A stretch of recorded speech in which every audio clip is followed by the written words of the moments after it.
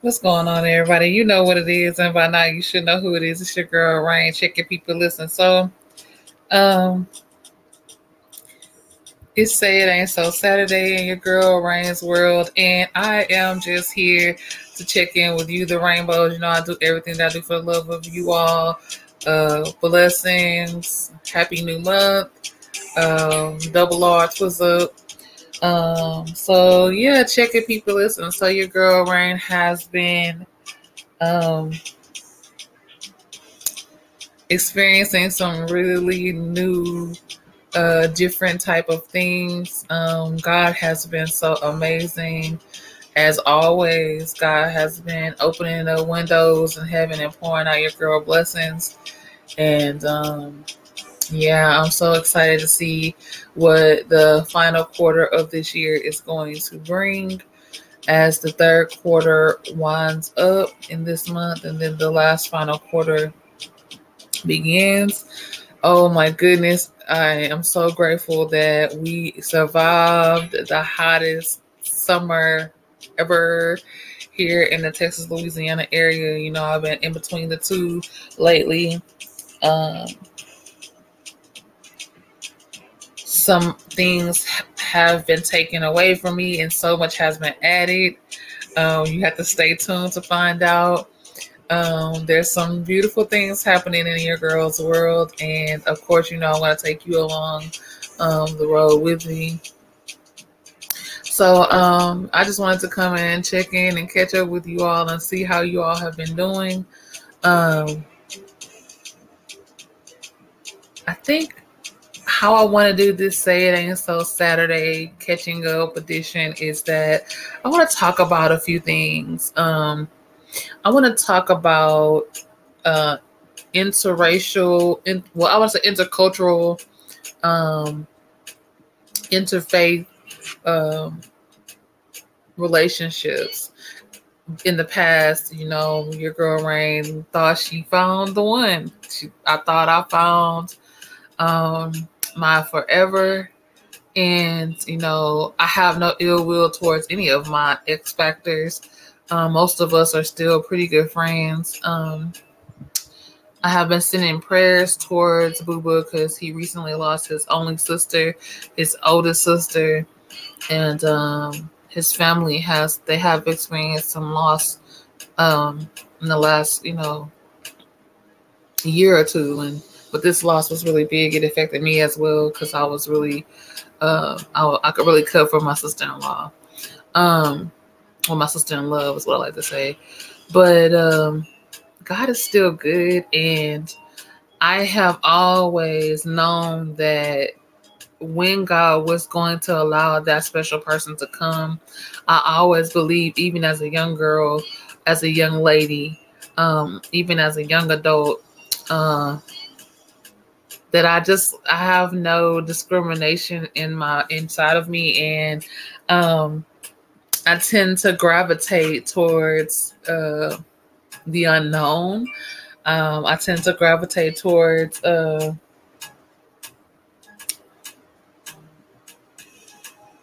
men from the other coast, okay, from the motherland, from Mother Africa, has always been a weakness of mine, and in a good way. So yeah, there's been some things that's been happening in that area, and it allowed me to come to this point. So I want to kind of playfully talk about Senegalese men versus Nigerian men, which are the two that I have been the most. Well, I have a little bit of dabbling with Ghanaian men, but for sure, Nigerian men and Senegalese men are the two that I have the most wherewithal about, if I could say that. So, for me, what I take away from my experience is that they're both very, very good men. for the most part, they are just hardworking men, whether they be from Uganda, whether they be from Zimbabwe, whether they be from the Congo, whether they be from Nigeria, whether they be from Senegal. The men in Africa, for the most part, are really hardworking men. They learn to work and value the ability to work at an early age, from what I can gather. However, and what you hear me say in this video today is just my opinion. I love all people. I have no qualms about anyone. So what you're gonna hear me say is just my opinion. What I've experienced and what I've, gathered from research and what I know from, friends and family that have either intercultural or interfaith and intercultural relationships and marriages and things of that nature, or experiences. So for me, I've had the better experience with the Nigerian men. I've had some bad experiences with both of them, okay? But I've had the better experiences with the Nigerian men, and I am, for some reason, torn between the two. I cut for both of the men, both of the types of men. What I can say about Nigerian men are that, from what I have experienced, is that they love to go out and, be the providers. They love to go out and work hard by the sweat of their brow and bring back the meat into the storehouse for their family. I love that. I love that both men are into God. They are godly men. I do love that with a passion. I do. Whether it be the Islamic religion or Christianity, I love that these men are men of God. They are believers. What I love about the Nigerian men, is that I'm not the only one coming to the table with a prayer life. I'm not the only one coming to the table, speaking God over a situation. And I love that. That's something that I've always wanted. That's something that I've always prayed for. It's for the man of God, the man that God sends me to be a man of God, to be a man of faith, to be a believer like me, because I believe that way we have a certain type of foundation. It will be easier for me to submit to a man that is being completely led by God, if that makes sense. And that's something that I have been lacking in my previous marriages and my previous relationships, is that I've always been the saved spouse or the saved girlfriend or the saved fiance or whatever. So I love that.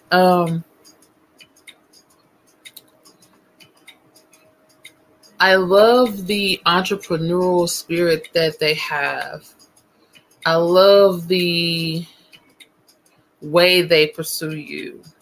If you have not, sisters, if you have not experienced an African man pursuing you, it can kind of catch you off guard, because if they like you, even if they're playing games, because they sometimes they play games, but even if they're playing games, with the way that they pursue you, it's how I believe God pursues us.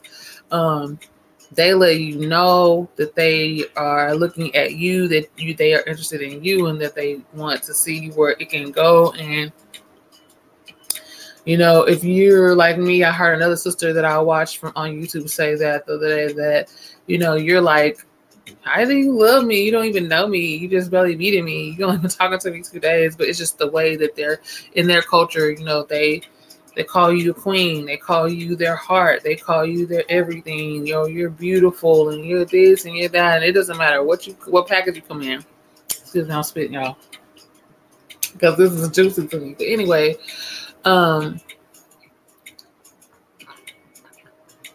what I can say is that it's a beautiful thing for a woman to be able to tap into her femininity. It's a beautiful thing to have someone want to bring out the smile in you. It's a beautiful thing to, I don't own any rights to the music, y'all. I'm listening to some Afrobeat instrumentals that don't have no copyright on it, but the commercials coming in on YouTube. So, they love good food. They love to eat, and they love to make sure that you are eating and you are taken care of and you're healthy and you're fine and you're good. Are you okay is what they'll say, things like that. They love their mothers. They love their fathers. They love their family. They are so into family, and I'm one of those people to where my family is everything to me. They are so into their friends. Their friends are like their village. They are very caring and compassionate in that manner. And y'all, excuse me. I'm having a little bit of sinus draining with the heat here. I'm in Texas right now because one of my aunts that helped to raise me recently passed away, and I've been helping my aunt get our family church things together for our annual homecoming here and stuff like that. So, excuse the way I sound. But yeah, they love family. They're very family oriented. They love God. Oh my goodness, the way that they love God is so beautiful and amazing to me. Oh, it just makes me want to be like, okay, you can have whatever you like, okay? But in all honesty, they love God. They love family. They're very great fathers. If they have children, they are great fathers. And for the most part, they are great husbands. They will hardly ever disrespect their wives. Now, that doesn't mean some of them have side pieces. In most areas in Africa, they can have more than one wife sometimes and oftentimes, but they have the side piece mentality on lock. They really do. But they do not ever really disrespect their wives. They do not do that. It's just to be understood for the ones that want to have more than one wife. But they treat their wives pretty well. For the most part, there's good and bad in every, society and culture or whatever, or socioeconomic factor. They love music. They love music, and they have some bomb music. I love music. I love all kind of music. But they have really good music. They're very talented, and most of them have bomb bodies. The women and the men, most of them are beautiful, okay? And they have the bomb bodies, okay? They're very good looking people. Let's see what else. Oh, and the men love sex. Good sex. They love to fall on the bed with their person, with their woman. They love to show you affection. They love to, be up on you. They love to, they love sex a lot. Okay. If you give your man peace, if you give your man food, if you give your man prayers and faith, if you give your man family, if you give your man the bedroom activities, then your man will pretty much give you the world. He will move heaven and earth for you.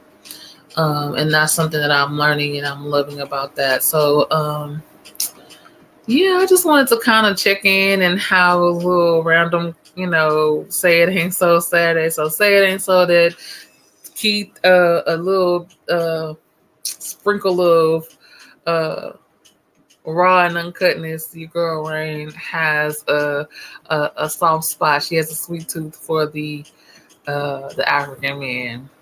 I really do. I have a very special type of care and concern for them, not just in a dating factor, but in friendship and in entrepreneurship.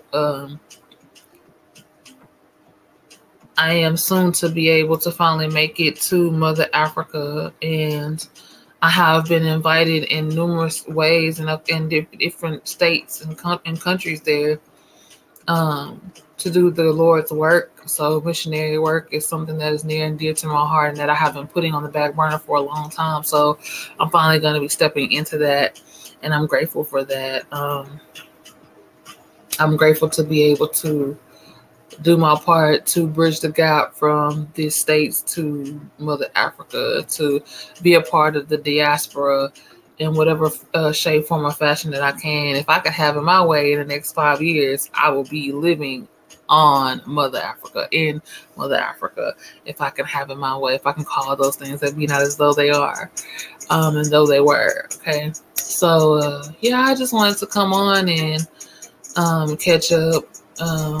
Book 2 is in the processing, it's in the brainstorming stage. I think we're going into season 5 or 6 of All Things Reign the Truth. Excuse me, I know new merch will be coming because I'm getting it together as we speak. Once I make the complete move to Shreveport, which will be coming up, and I'll take y'all along with me. Excuse me. New merchandise will be coming. More constant videos will be coming. I will start to do batch recordings within the next couple of days, so that you all can be able to get more constant feedback from your girl Reign. I will start doing the cash stuffing videos. I will start doing the traveling videos. I will start doing the cooking videos. I will start doing more interviews and things of that nature. You will see more of your girl Reign. So please, if you're new to my channel, I'm Reign the Truth. I am the female Lazarus of 2021. In August of 2021, I died, went to heaven, peeped at hell, and got to come back and tell my story. I am a servant of the Most High God. I'm a prophetess. I'm an evangelist. I'm a missionary. I'm your sister. I'm your aunt, and I'm your cousin. I'm just a regular Texas, Louisiana Creole Nation girl that God decided to call and use. And on my channel, I talk about budgeting, traveling, food, health and wellness, and faith. I am a daddy's girl, not just on earth, but also for sure in heaven. I love God with every fiber of my being, and that's what we'll talk about here on my channel. Soon to add internationally Reign on it, because I'll be going overseas, and that's where the traveling to come in, not just here in the United States, but also overseas.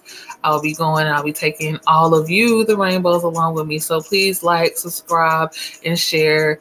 And I can't wait to talk to you all again. I hope this was just something to take your mind off of this past week. I hope this new month finds you with such favor and such grace and such mercy. I pray that God opens up the windows of heaven for you and your family and pours out blessings that there will not be room for you all to receive it. The word of God says that God will do exceedingly abundantly above all that we could ask, think, dream, or imagine.